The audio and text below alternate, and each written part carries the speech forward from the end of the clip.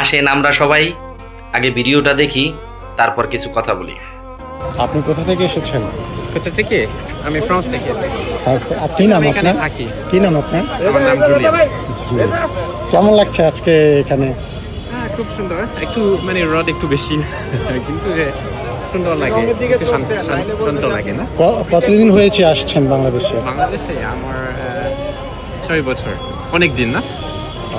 আপনি এরকম সুন্দরভাবে বাংলা কিভাবে বলতে পারেন? আমি শিখেছি, আমার মন থেকে শিখছি না। সো আজকে এটা খুবই গুরুত্বপূর্ণ দিন না? সো 1952-তে কিছু কিছু ছাত্র মানে এখানে ঢাকা ইউনিভার্সিটিতে তাদের রক্ত দিয়েছে না, মানে ভাষা অধিকারের জন্য।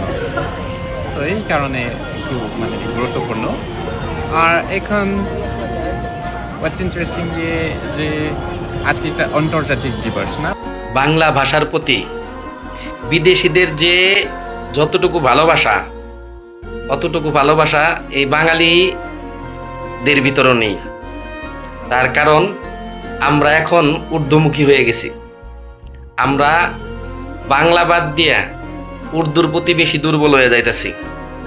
অথচ দেখেন ভিনদেশিরা আমাদের বাংলা ভাষাকে কত ভালোবাসে, কতটা সম্মান করে, কতটা শ্রদ্ধা করে, এবং কি বাংলাদেশের ইতিহাস পর্যন্ত ওনারা জানে। কেন 21শে ফেব্রুয়ারি হয়েছে, কি কারণে, সব জানে। অথচ আমরা কি দুর্ভাগা জাতি, আমরা সেই মাতৃভাষা পাওয়ার পরেও আমরা সেই ভাষার মূল্যায়ন করতে পারি না। আমরা এখন উর্দুকে বেশি ভালোবাসি।